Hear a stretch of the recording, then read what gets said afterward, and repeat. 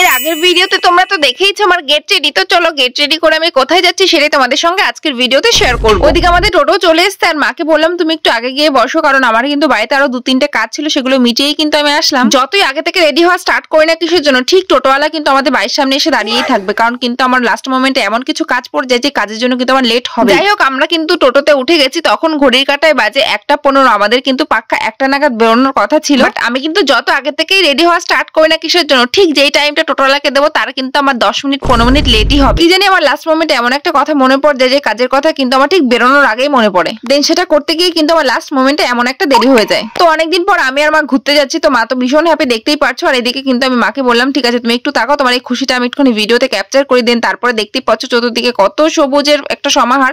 আর তোমরা যারা বলো না যে গ্রামে থাকে তো দেখো, চোখ ভরে দেখো এই গ্রামে থাকার কি একটা ফ্যাসিলিটি। আমাদের কিন্তু কোনো কিছু কৃত্রিম উপায়ে তৈরি হয় না, সব কিন্তু কিছু নেচার থেকেই আসে। দেখো আমাদের এখানে কিন্তু অক্সিজেনটাও কিন্তু সাপ্লাই হয় সোজা গাছ থেকে। আসলে একটু বেশি জ্ঞান দিয়ে ফেললাম, ঠিক আছে। যাই হোক, যারা কিন্তু আমাকে বলো সবসময় গ্রামের মেয়ে তাদের জন্য কিন্তু আমার এই লাইনটা ছিল। আমাদের সঙ্গে কিন্তু আমার ছোট মাসির আসার কথা ছিল, কিন্তু ছোট মাসির একটা ইমার্জেন্সি কাজ পড়ে যাওয়া কিন্তু মাসি আমাদের সঙ্গে আসতে পারলো না। আমার মাও কিন্তু ভিডিও করে, তো মায়ের পেজের নাম হচ্ছে মমতা সরকার। তো তোমরা যারা আমার মাকে চেনো তারা কিন্তু অবশ্যই গিয়ে আমার মায়ের পেজটা একটু ফলো করে দিয়ে আসবে। ওখানে কিন্তু আমার মা সারাদিনে যা যা করে সবটাই তোমাদের সঙ্গে টুকটাক শেয়ার করে। তো টোটো থেকে নেমে কিন্তু আমি আর মা চলে এসেছি বাসের জন্য ওয়েট করতে। তো এটা হচ্ছে দক্ষিণ পাড়া। বগুলার বাস ধরে নোনাগঞ্জে নেমে কিন্তু যাব বসন্ত পার্কে। আমরা চলে এসেছি বগুলা বসন্ত পার্কে। তো অনেকটা ভিতরে, তো এতটা ভিতরে হলে আগে জানলে আসতাম না। তো একজনের মুখে শুনে আসা, ভিতরটা এখনো দেখিনি, কিন্তু কটা কার্টুন দাঁড়িয়ে রয়েছে বাইরে, এই যে দেখতে পাচ্ছ। তো গেট দিয়ে জাস্ট ঢুকলাম, ভিতরে কি কি আছে সবটাই শেয়ার করছি, চলো। তো পার্কে ঢুকতে কিন্তু এরকম গাছগুলো আমি দেখতে পেয়েছি, যেটা কিন্তু সব পার্কেই মোটামুটি থাকে। তো পার্কের ভিতরটা কিন্তু বেশ ভালোই সুন্দর।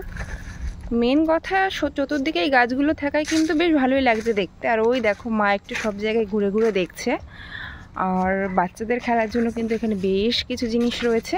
এখানে আছে বলতে এই যে দোলনাগুলো দেখতে পাচ্ছ, সঙ্গে যে স্লিপার রয়েছে 2 রকমের, সঙ্গে এরকম কি বলে এগুলো হাঁসের বাচ্চা রয়েছে, যেগুলোতে বাচ্চারা উঠে দোলনা খাবে, এই সবই রয়েছে এই পার্কটায়।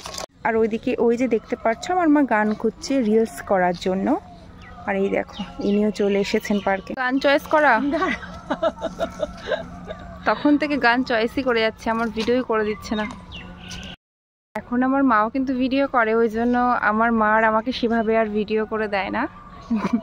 আগে অনেক করে দিত, এখন অল্প অল্প করে দেয়। এই দেখো ভিডিও করছে। একটা জায়গায় আসলে তখন আর কিছুই মনের মতন হয় না। আমিও যখন ভিডিও বাড়িতে করি তখন ঠিকঠাকই থাকে, কিন্তু যখন একটা জায়গায় আসি ভিডিও করতে তখনই সব ভুলে যাই। এক এক জিনিস 10 বার করে করি, তারপরেও সেই জিনিস ঠিকঠাক হয় না। এখন আবার এইদিকে যাচ্ছে, কি যে করবে আজকে। পার্কে এসে তোমার কেমন লাগছে? আই এম ভেরি কনফিউজড কি উত্তর দেবো, কারণ আমার ভালোও লাগছে না, খুব একটা বেশি খারাপও লাগছে না, শুধু খিদে লাগছে। এখন খাবো, খেয়ে দিয়ে তারপরে দেখা যাক কি করি। খেটে বল বানিয়ে নাও, মনে বল শরীরে বল। দোলনা খেয়ে নি, দোলনা খাও, খাবার খাওয়ার আগে দোলনা। আজকের দিনটা তোমার কেমন লাগলো? খুব ভালো, খুব আমি কি খুশি করতে পেরেছি সেটা অবশ্যই, তুমিই তো আমাকে খুশি করো। কিন্তু এখনো কিন্তু আমরা কিছুই খাইনি, তো এখন যাবো খেতে। এখন খাওয়ার পরে আরো বেশি ভালো লাগবে। সেটাই, তারপরে যাবো বাড়িতে। তো চলো টাটা টাটা, আমার পেজে গিয়ে ঘুরে এসো। তো আজকে এসেছিলাম নোনাগঞ্জের বসন্ত পার্কে, বগুলা থেকে একটু ভিতরে। তো ঘোরা হয়ে গেছে পার্ক, এখন যাচ্ছি বাড়িতে।